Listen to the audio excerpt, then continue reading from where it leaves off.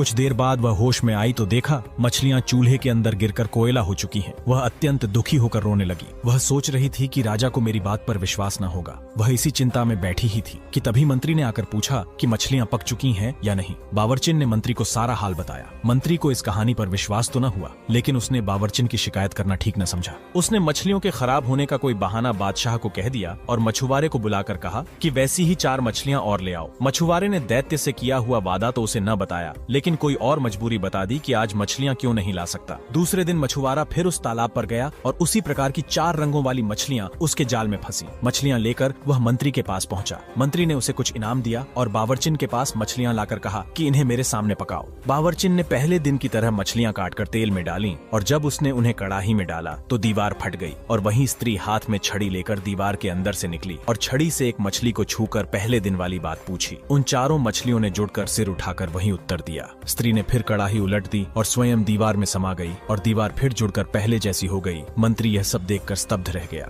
अब उसने यह बात राजा को बता देना ही ठीक समझा। जब उसने राजा को यह कांड बताया तो उसे भी घोर आश्चर्य हुआ। उसने कहा कि मैं स्वयं अपनी आंखों से यह सब देखना चाहता हूँ। उसने फिर मछुआरे से कहा कि ऐसी ही 4 मछलियां और ले आओ। मछुआरा बोला, अब मैं 3 दिन से पहले मछलियां लाने में असमर्थ हूँ। चूंकि सारी घटना अद्भुत थी, इसलिए राजा ने मछुआरे पर कुछ जोर नहीं डाला। 3 दिन बाद उसने फिर वैसी ही 4 मछलियां लाकर राजा को दी। राजा ने खुश होकर उसे 400 अशर्फियां और दी। अब बादशाह ने मंत्री से कहा कि बावर्चिन को हटा दो और तुम खुद मेरे सामने इन मछलियों को पकाओ। मंत्री ने मछलियां पकाना शुरू किया। जब एक और लाल होने पर मछलियों को पलटा गया तो एक बार फिर दीवार फट गई, किंतु इस बार उसमें से सुंदरी नहीं निकली, बल्कि गुलामों जैसा कपड़ा पहने हाथ में एक हरी भरी छड़ी लिए एक रहस्यमयी आदमी निकला। रहस्यमयी आदमी ने बड़े कठोर और भयावह स्वर में पूछा, मछलियों, क्या तुम अपने वचन पर अब भी स्थिर हो? मछलियां अपने सरों को उठाकर बोली, हम उसी बात पर स्थिर हैं। उस व्यक्ति ने कड़ाही उलट दी और स्वयं दीवार के छेद में घुस गया और दीवार पहले की तरह जुड़ गई। ये बादशाह ने मंत्री से कहा, यह अद्भुत घटना मैंने स्वयं देखी है, वरना मैं इस पर विश्वास न करता।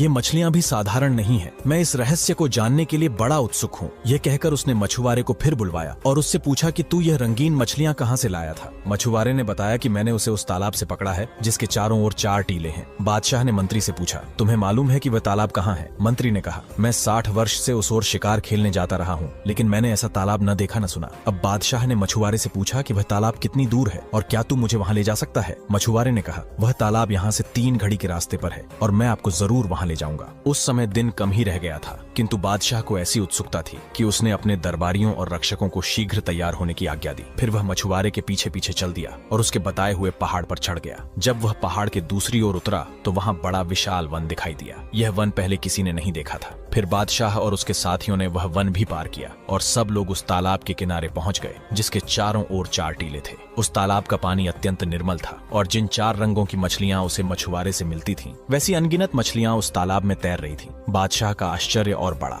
उसने अपने दरबारियों और सरदारों से पूछा कि तुम लोगों ने पहले भी इस तालाब को देखा है या नहीं? उन सब ने कहा कि हम लोगों ने इस तालाब को देखना तो दूर, इसके बारे में सुना भी नहीं। बादशाह ने कहा कि जब तक मैं इस तालाब और इसकी रंगीन मछलियों का रहस्य अच्छी तरह समझ नहीं लूंगा, यहाँ से नहीं जाऊंगा। तुम सब लोग भी यहाँ डेरा डालो। उसकी आज्ञानुसार दरबारियों और रक्षकों के डेरे तालाब के चारों ओर पड़ गए। रात होने पर उसने मंत्री को अपने डेरे में बुलाया और कहा, मैं इस भेद को जानने के लिए अति उत्सुक हूँ कि उस बावर्ची खाने में रहस्यमयी गुलाम कैसे आया और उसने मछलियों से कैसे बात की, और यह भी जानना चाहता हूँ कि यह तालाब जिसे किसी ने नहीं देखा था अचानक कहाँ से आ गया। मैं अपने कौतूहल को दबा नहीं पा रहा हूँ, इसलिए मैंने सोचा कि मैं अकेले ही इस रहस्य का पता लगाने जा रहा हूँ। तुम यहीं रहो। प्रातःकाल जब दरबारी यहाँ पर दरबार के लिए आए तो उनसे कह देना कि बादशाह बीमार हो गए हैं और कुछ दिन यहीं पर शांतिपूर्वक रहना चाहते हैं। यह कहकर सारे दरबारियों और रक्षकों को राजधानी वापस भेज देना और तुम इस डेरे में अकेले ही उस समय तक प्रतीक्षा करना जब तक मैं लौट न आऊं। मंत्री ने बादशाह को बहुत समझाया, महाराज आप यह न करें, इस काम में बड़ा खतरा है। यह भी संभव है कि इतना सब करने के बाद भी आपको कोई रहस्य ज्ञान न हो पाए, फिर बेकार में क्यों इतना कष्ट उठा रहे हैं और इतना खतरा मोल ले रहे हैं। बादशाह पर उसके समझाने बुझाने का कोई असर नहीं हुआ। उसने बादशाही पोशाक उतारी और एक साधारण सैनिक के वस्त्र पहन लिए। जब सब लोग गहरी नींद में सोए हुए थे तब वह तलवार लेकर अपने खेमे से निकला और एक ओर चलता हुआ एक पहाड़ पर चढ़ गया और दूसरी तरफ उतर गया। उसे एक गहरा जंगल दिखाई दिया। कुछ दूर जाने पर पूरा सवेरा हो गया और उसे एक सुंदर भवन दिखाई दिया।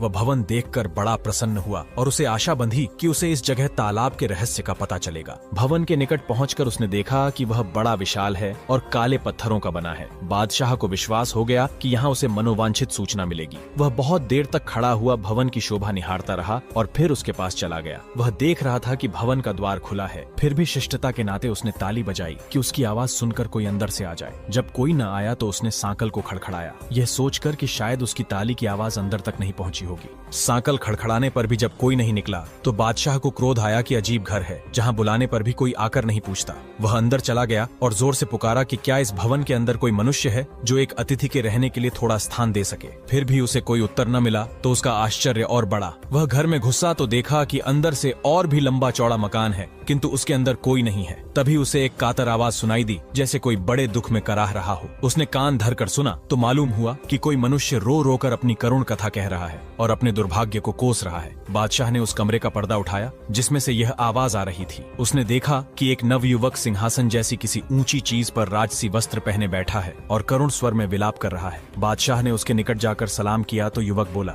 मुझे क्षमा कीजिए, मैं उठकर आपका स्वागत करने में असमर्थ हूँ, इसीलिए मैं आपके पास न आ सका। बादशाह ने कहा, मैं आपके शीलवान व्यवहार से बड़ा प्रभावित हुआ हूँ। वास्तव में कोई ऐसा अपरिहार्य कारण होगा कि आप उठ न सके, किंतु आपके दुख को देखकर मुझे अफसोस हुआ। आप मुझे बताएं कि मैं आपका कष्ट किस प्रकार दूर कर सकता हूँ। कृपया मुझे अपनी कठिनाई बताने में तनिक भी न हिचकें। कृपया यह बताएं कि आप यहाँ इस मजबूरी की हालत में कैसे पड़े हैं। यह भी बताएं कि यह भव्य भवन किसका है और ऐसा निर्जन क्यों है। साथ ही यह भी बताएं, क्योंकि मैं यही जानने के लिए निकला हूँ कि पास के तालाब का रहस्य क्या है और उसकी मछलियाँ कौन है। जवान आदमी यह सुनकर फिर रोने लगा और बोला, मेरा हाल सुनने से पहले देख लीजिए। यह कहकर उसने अपना कपड़ा उठाया तो बादशाह ने देखा कि वह नाभि के ऊपर तो जीवित मनुष्य है और नीचे काले पत्थर का बना हुआ है। उसकी आंखें फटी रह गईं और वह बोला, मुझे तो वैसे यहाँ की प्रत्येक वस्तु देखकर आश्चर्य हो रहा था, किंतु आपका यह हाल देखकर मेरा आश्चर्य और उत्सुकता बहुत बढ़ गई है। भगवान के लिए अपना हाल कहिए। मुझे विश्वास हो रहा है कि तालाब की रंग बिरंगी मछलियों के रहस्य का भी आपसे संबंध है। आप मुझे अपनी व्यथा शीघ्र कहिए, क्योंकि दूसरे को सुनाने से आदमी का कुछ दुख तो दूर होता ही है। जवान आदमी ने कहा कि मुझे अपनी दशा के वर्णन से भी कष्ट होता है, किंतु आपका आदेश है इसलिए कहता हूँ।